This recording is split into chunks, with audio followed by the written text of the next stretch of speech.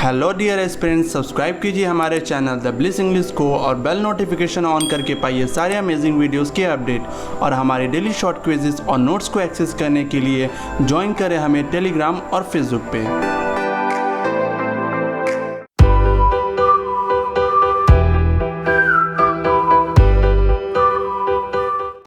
Friends, तो इससे पहले हम लोगों ने सब्जेक्ट वर्ब एग्रीमेंट के पार्ट 3 तक ख़त्म कर दिए हैं। ये हम लोग का पार्ट 4 है।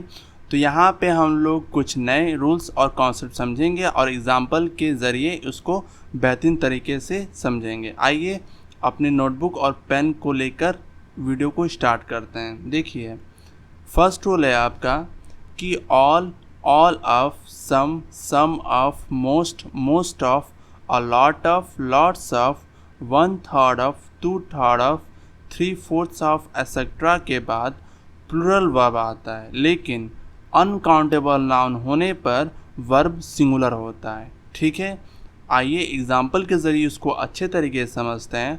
और ये रहा आपका पहला example, all the waters are dirty.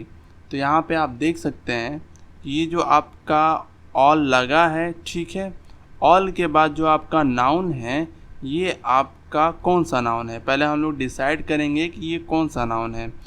तो वाटर आपका अनकाउंटेबल नाउन है। अनकाउंटेबल नाउन के लिए हम लोग सिंगुलर वर्ब लगाते हैं। ठीक है, तो वाटर के बाद आपका आ जाएगा सिंगुलर नाउन। यहाँ पे दिया हुआ है प्लूरल नाउन, तो इसको हम लोग सिंगुलर में कन्वर्ट कर लेंगे तो हो जाएगा all the water is dirty. तब जाके आपका ये स्टेटमेंट करेक्ट होगा।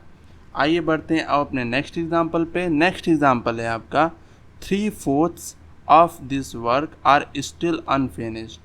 तो यहाँ पे आप देख सकते हैं कि 3/4 आया हुआ है। ठीक है, उसके बाद आपका जो नाउन है ये आपका कौन सा नाउन है, तो ये आपका काउंटेबल है या अनकाउंटेबल है, ये आपका अनकाउंटेबल नाउन है। तो अनकाउंटेबल नाउन के लिए हम लोग सिंगुलर वर्ब लगाते हैं।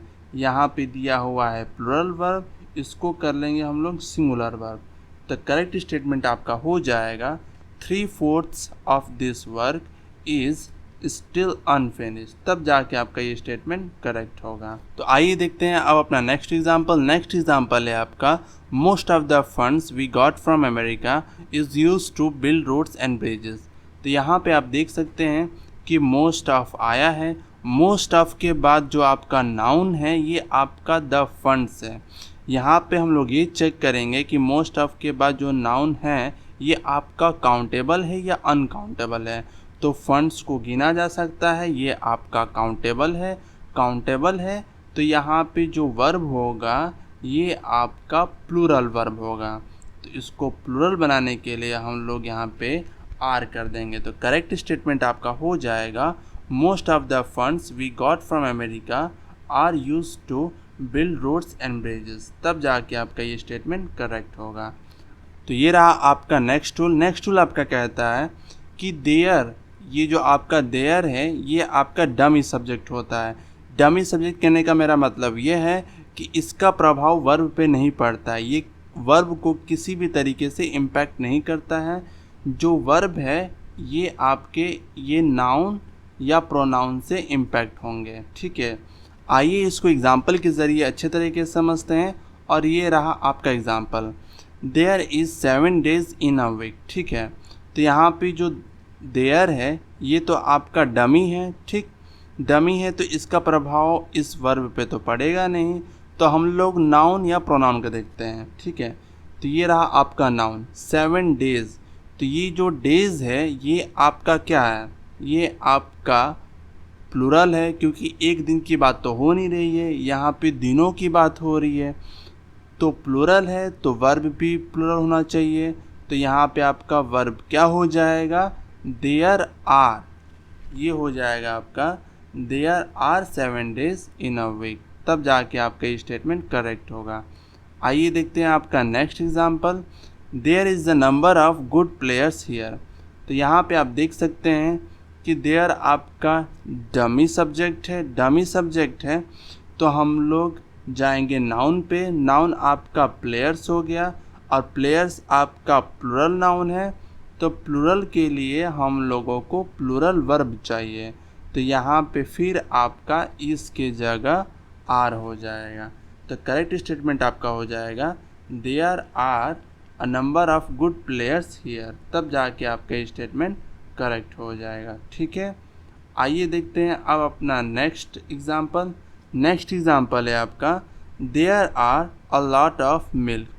तो यहाँ पे आप देख सकते हैं कि आपका देयर डमी सब्जेक्ट है, तो इसका प्रभाव तो वर्ब पे पड़ेगा नहीं। तो यहाँ पे हम लोग नाउन या प्रोनाउन पे जाएंगे। मिल्क आपका नाउन है, ये कौन सा नाउन है? अनकाउंटेबल नाउन है। तो अनकाउंटेबल नाउन के लिए हम लोग वर्ब सिंगुलर लगाते हैं। तो सिंगुलर लगाते हैं तो आर नहीं होगा, यहाँ पे हो जाएगा आपका इज़। तो ये करेक्ट स्टेटमेंट आपका हो जाएगा there is a lot of milk, तब जाके आपका ये स्टेटमेंट करेक्ट हो जाएगा। ठीक है, और ये रहा आपका नेक्स्ट रूल। नेक्स्ट रूल है आपका कि मैनी के बाद जो आपका नाउन होता है वो आपका प्लूरल होता है और वर्ब भी आपका प्लूरल होता है। आइए एग्जाम्पल के ज़रिए समझते हैं। Many student has got a job. तो यहाँ पे आपका मैनी दिया हुआ है, इसके बाद जो आपका नाउन है इसको हम लोग पहले प्लूरल बना लेंगे। तो प्लूरल बनाने के लिए हम लोग क्या करेंगे? स्टूडेंट को स्टूडेंट्स कर देंगे। उसके बाद आपका जो वर्ब है ये भी आपका प्लूरल होगा। यहाँ पे हैज़ है तो इसको प्लूरल बनाने के लिए हम लोग यहाँ पे हैव कर देंगे। तो करेक्ट स्टेटमेंट आपका हो जाएगा many students have got a job, तब जाके आपका ये स्टेटमेंट करेक्ट हो जाएगा। आइए बढ़ते हैं अब अपने नेक्स्ट रूल पे। नेक्स्ट रूल है आपका कि जब भी आपका मैनी के बाद आर्टिकल ए या एन आ जाए तो उसके बाद जो आपका नाउन होगा वो आपका सिंगुलर होगा और वर्ब भी आपका सिंगुलर होगा। इस वाले मैनी में आपका कोई आर्टिकल ए और एन नहीं लगा था, इसलिए नाउन आपका प्लूरल और वर्ब भी आपका प्लूरल था।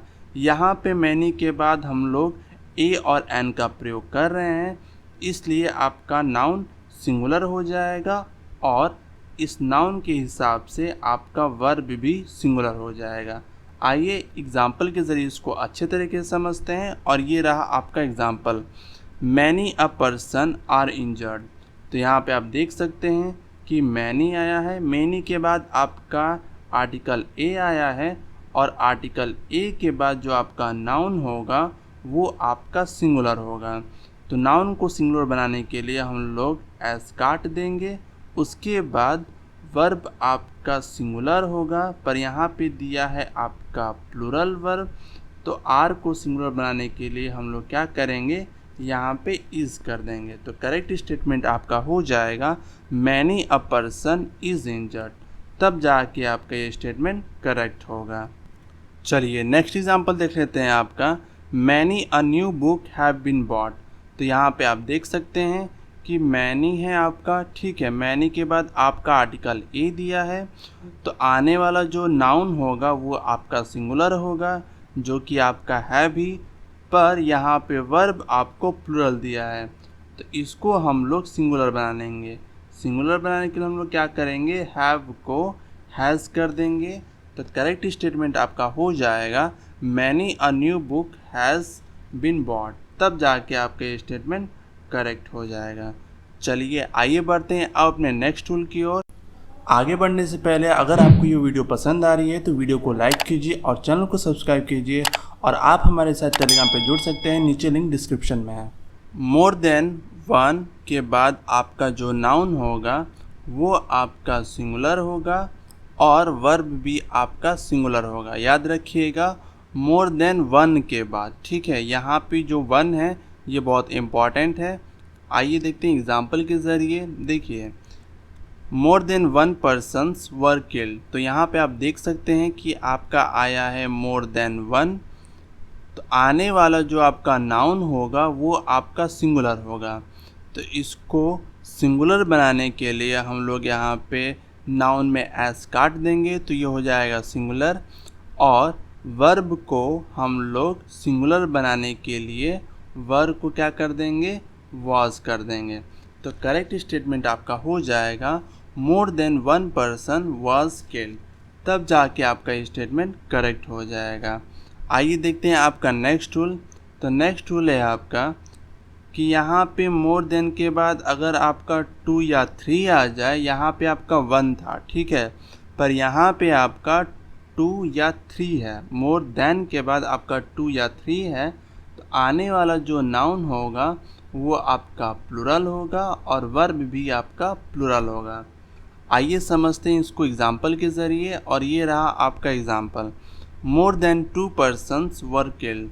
तो यहाँ पे आप देख सकते हैं कि मोर देन 2 आया है, तो आने वाला जो नाउन होगा वो आपका प्लूरल होगा। तो पर्सन्स आपका प्लूरल नाउन है ही, और वर्ब भी आपका प्लूरल होगा, तो ये आपका प्लूरल नाउन है, ठीक है। तो ये स्टेटमेंट आपका बिल्कुल करेक्ट है। अब देखते हैं आपका नेक्स्ट रूल। नेक्स्ट रूल है आपका कि यहाँ पे आप देख रहे होंगे कि आपका मोर है, ठीक है, मोर की जस्ट बाद नाउन आया है, तो वो आपका प्लूरल होगा, और उसके बाद आपका देन आ जाता है, और देन के बाद आपका चाहे वो 1 हो या 1 से ज़्यादा 2 या 3 हो, ठीक है, तो उसके बाद में आने वाला जो आपका वर्ब होगा वो आपका प्लूरल होगा। मुझे पता है आप थोड़ा सा कंफ्यूज हो गए हैं, पर इसको एग्जांपल के ज़रिए क्लियर कर लेते हैं।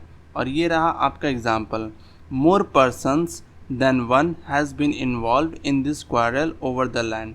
तो यहाँ पे आप देख सकते हैं कि मोर पर्सन्स, ठीक है, मोर के बाद आपका नाउन आया है, ये आपका प्लूरल होना चाहिए, जो कि आपका यहाँ पे है भी।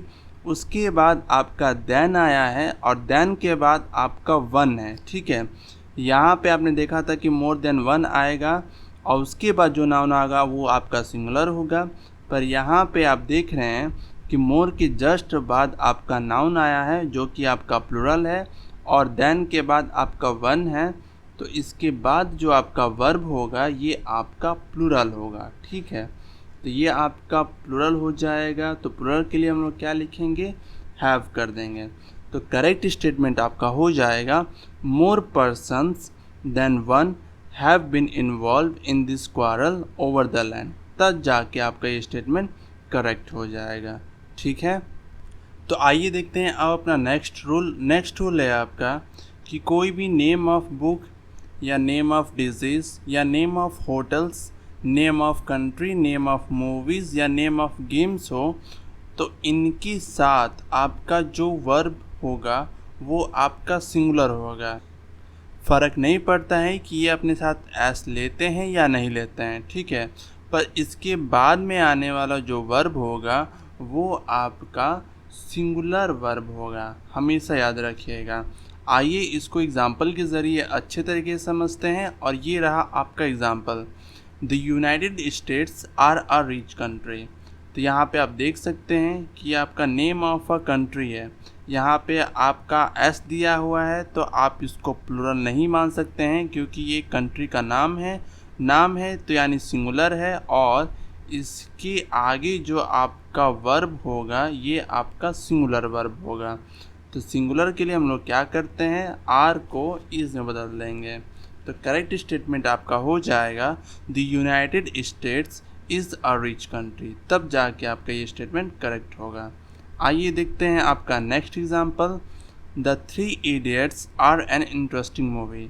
यहाँ पे आपका मूवी का नाम है, ये जो 3 इडियट्स है ये आपका मूवी का नाम है।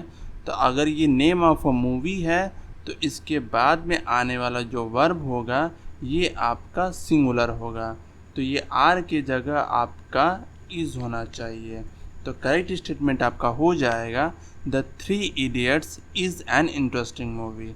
तब जाके आपका ये स्टेटमेंट करेक्ट होगा। तो आइए देखते हैं अब अपना नेक्स्ट रूल। नेक्स्ट रूल है आपका कि फ्यूचर की कल्पनाओं को दर्शाने के लिए सारे सब्जेक्ट के साथ सेंटेंस के आरंभ में शुड लगाया जाता है। याद रखिएगा, आरंभ यानी शुरुआत में हम लोग शुड लगाएंगे, ठीक है, अगर हम लोग किसी भी फ्यूचर की कल्पनाओं को दर्शा रहे हैं तो।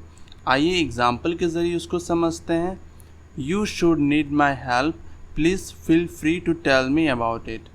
ठीक है, तो यहाँ पे आपका ये सेंटेंस गलत है क्योंकि ये जो शुड है ये आपका यू से पहले आएगा। तो करेक्ट स्टेटमेंट आपका होगा, शुड यू, ये शुड यहाँ पे आ जाएगा तो आपका स्टेटमेंट हो जाएगा should you need my help please feel free to tell me about it, तब जाके आपका ये स्टेटमेंट करेक्ट होगा।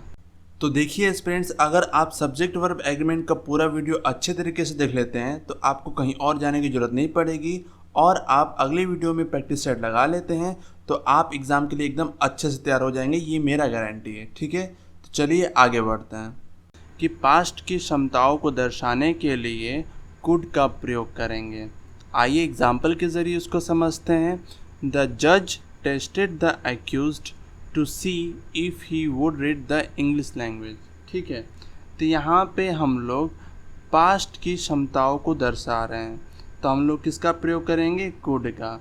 ठीक है, तो यहाँ पे जज बोल रहे हैं अपराधी से कि क्या वो पढ़ सकता है, तो यहाँ पे उसकी एबिलिटी के बारे में बात हो रही है, उसकी क्षमताओं के बारे में बात हो रही है, तो यहाँ पे वुड का प्रयोग नहीं होगा, यहाँ पे प्रयोग होगा कुड का। तो ये स्टेटमेंट हो जाएगा आपका द जज tested the accused to see if he could read English language, तब जाके आपका ये स्टेटमेंट करेक्ट हो जाएगा। ओके, तो आइए देखते हैं इस वीडियो का लास्ट और मोस्ट इम्पॉर्टेंट रूल कि जब भी किसी भी सेंटेंस में आपका प्राइमरी ऑक्सिलरी वर्ब और मॉडल ऑक्सिलरी वर्ब किसी कंजंक्शन के ज़रिए किसी सेंटेंस में आते हैं तो कंजंक्शन से पहले जो आपका प्राइमरी ऑक्सिलरी वर्ब है उसके हिसाब से आपका मेन वर्ब आएगा। ठीक है, और मॉडल वर्ब के हिसाब से ये मेन वर्ब यहाँ पे आएगा। आइए इसको एग्जांपल के ज़रिए अच्छे से क्लियर कर लेते हैं और ये रहा आपका example, he has and will do a lot of work.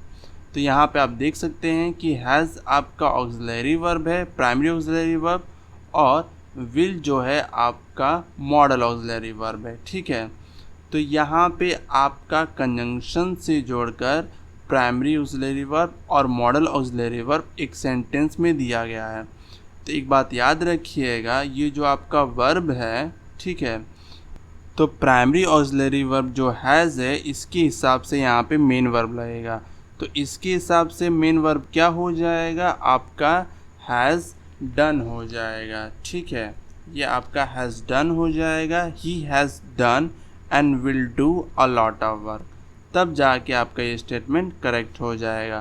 कहने का मेरा मतलब ये है कि यहाँ पे जो आपका प्राइमरी ऑक्सिलरी वर्ब है इसके हिसाब से कंजंक्शन से पहले आपका एक मेन वर्ब होना चाहिए और एंड के बाद जो आपका मॉडल ऑक्सिलरी वर्ब है इसके हिसाब से आपका यहाँ पे एक मेन वर्ब होना चाहिए। ठीक है, तो बस वीडियो को यहीं पे ख़त्म करते हैं। आई होप आपको ये वीडियो बहुत पसंद आया होगा, तो वीडियो को लाइक कर दीजिए और चैनल को सब्सक्राइब कर दीजिए हमारे अपकमिंग वीडियोज़ को एक्सेस करने के लिए। तो thank you aspirants and have a nice day.